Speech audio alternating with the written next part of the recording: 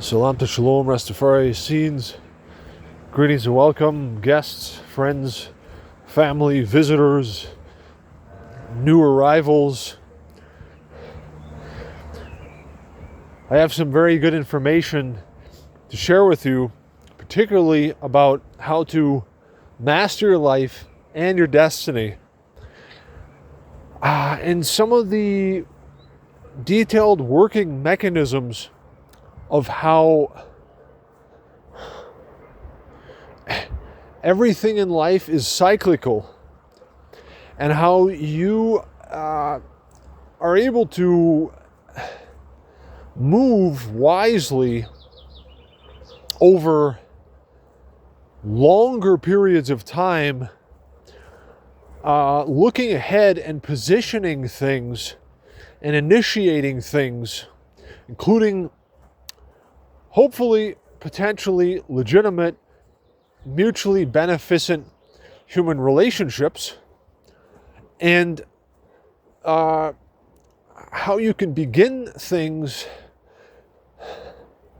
as perpetuously and at the best time possible, as much as possible, and how to work systematically over a long period of time to always arrange everything as safely and beneficially as possible on an ongoing basis. So what I'm talking about is,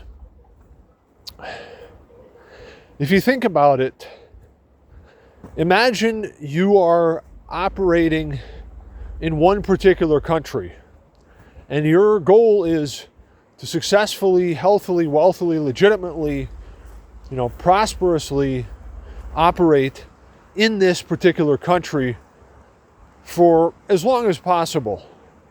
And remember, all of that and those goals and ideas, they are also things, just like all things can in fact certainly be achieved with wisdom within the process of self-mastery, wherein you master your life and your destiny. Okay, so now, after a couple of years in a certain geographical area, right, you're going to have covered some of and a lot of the territory within the boundaries of that particular nation state. So what I'm talking about here is, if you find the perfect place to live for yourself, your favorite place that you can imagine living, that's going to be a certain country that is also subject to international law. In fact, we all have freedom of movement as per all of our inalienable human rights and responsibilities that we have as humans, having human rights, right? Hashtag human rights, hashtag UDHR, right? Yet, what I'm talking about is applicable to the complete, total walk of life, and is something that one should practice all the time, whether you have objectives that are in the near or the distant future. And it's just that you should always operate with a basic, wise discipline and prudence, because by doing so, you see, you are making things work good more than just today or tomorrow or the next 3-4 couple of months or whatever.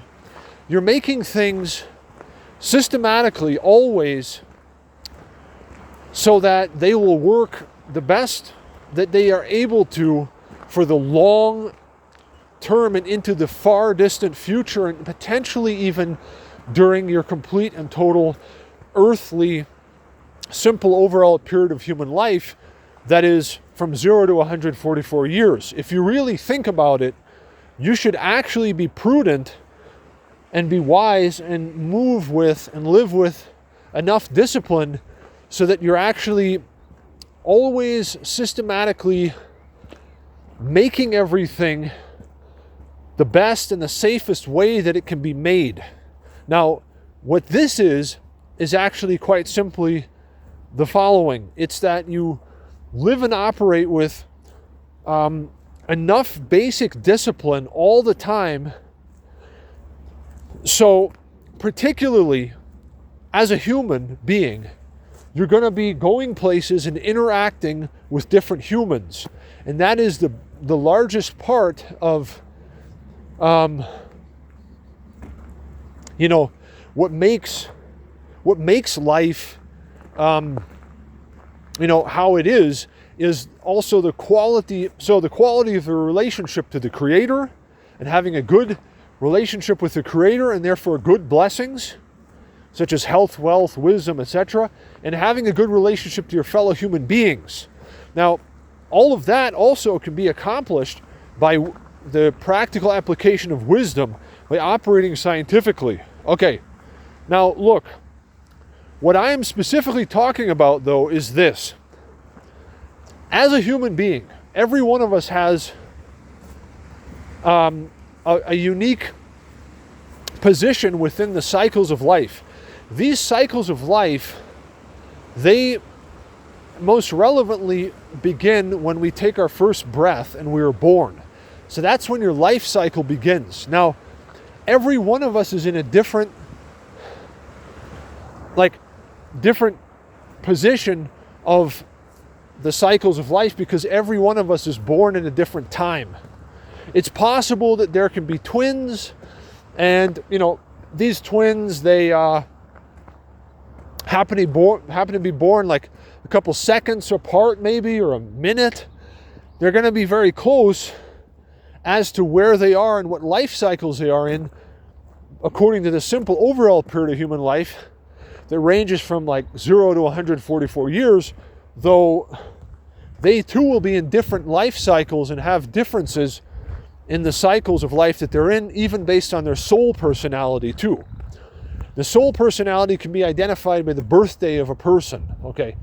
Yet what I'm talking about is like always moving wisely, always operating with a basic amount of discipline and prudence, so that basically everywhere you go, everywhere you interact with humans, all the time, and as much as possible, you're always moving and living and operating scientifically. You're living and operating and moving in harmony with the cycles of life, so that what happens is, because of the fact that everything in life has a cycle and a definite point of so-called beginning, and based on when something begins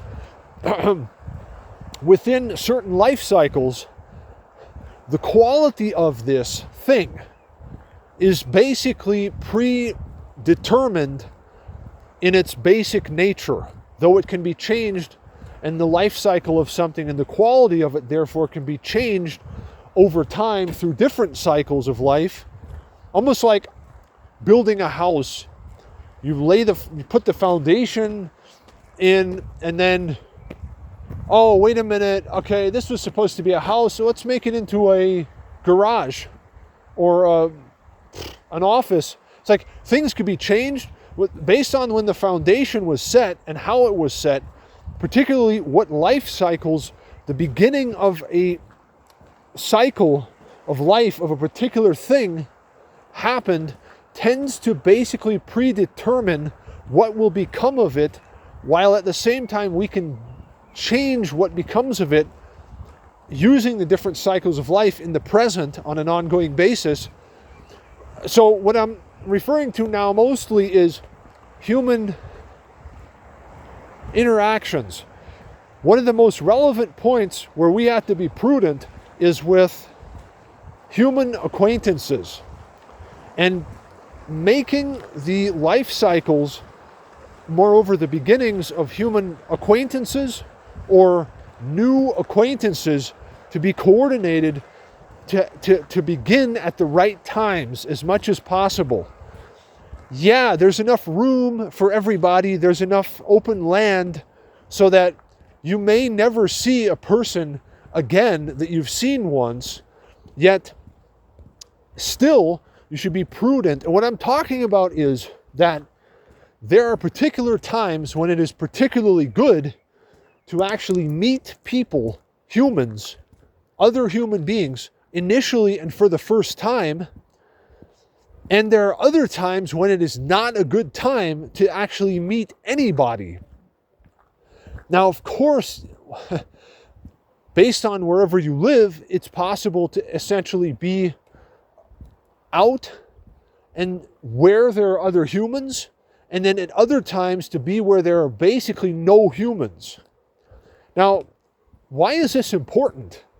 Because we know from the fact that life is cyclical and that these different cycles, even the daily periods, whereof there are 7 a day of about 3 hours and 25 minutes approximately, we know that there are times when it's essentially a good time to meet new people. This is in fact explained in the book Self-Mastery and Fate with the Cycles of Life by H. Spencer Lewis, rest in peace. And thank you to the Ancient Mystical Order of the Rosy Cross for publishing this great book and for that great contribution to humanity essentially reaching its good, divinely predestined, good destiny too. It's a great service to humanity. Look, there are times when it's good to meet people for the first time. What happens when you meet a person or another human for the first time? So, like, I'm talking about, if we were to go into the details of it, it seems, and I have been studying this, of course, basically the first time another human, a new human shows up in your actual real earth human and life environment, based on whatever time a person appears for the first time. Now, this can be random, but see, with self-mastery and with wisdom, and because of the fact that life is cyclical, and as a magi and a seer, it is not random. In fact, nothing is random at a certain level of focus and clear operating and seeing clearly and operating wisely. Nothing is random anymore. At last, your thoughts are gone from random to order to right, and then there's discipline and complete order, right? Because he's a God of order too, and also within us. Yet, primarily this thing of meeting people for the first time has to be coordinated as wisely as possible, as much as possible. I'll explain why. Okay, so once again, you have 7 different daily periods of the cycles of life every day. These are 7 periods of 3 hours and 25 minutes approximately. So they range from A to G in categorization. For example, during an A period or a B period or a F period, it could be said that it's really good to meet new people. Specifically, though, in an A period. And in a C period, it can be, for example, based on a description of the daily periods of the cycles of life in the book, it's said that in the C period, you can meet people who are very, very punctual and who are in fact very on time and trustworthy. And also at that same time, though, it's possible to meet people who are liars, deceivers, and who are potentially dangerous, and who are practicing deception, or who try to deceive you or trick you or manipulate you. And that is something to have on your radar to avoid.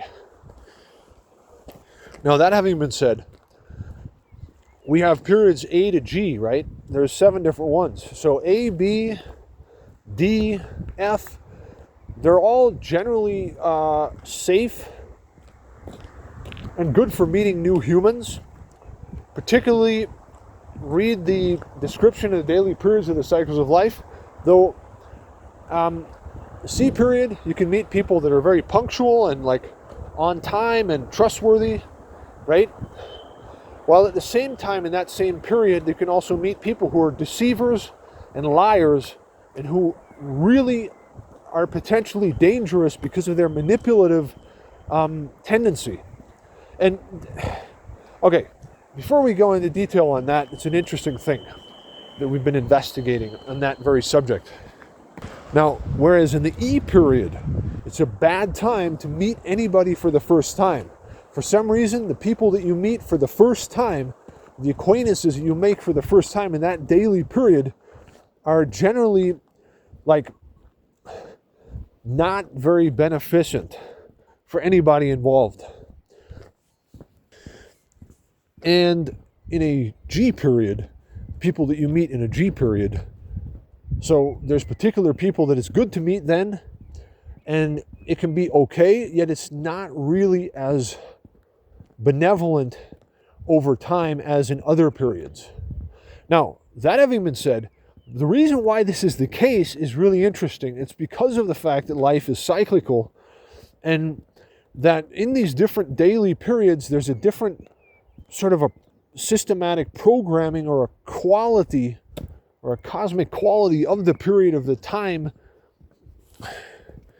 that it is that has an effect on what happens and what everything is automatically being propelled to or formed into being like based on the quality of that period. Almost like having, now obviously one simple example to explain this is, let's say we're talking about the life cycle of a particular thing, and based on the period of the cycles of life that it begins in, it's pre-programmed and predestined to be a certain way. We could replace that example with like frozen ice cream that's at an ideal temperature, and then go and say, okay, imagine you've got frozen ice cream sitting on a table outside during a hot summer day.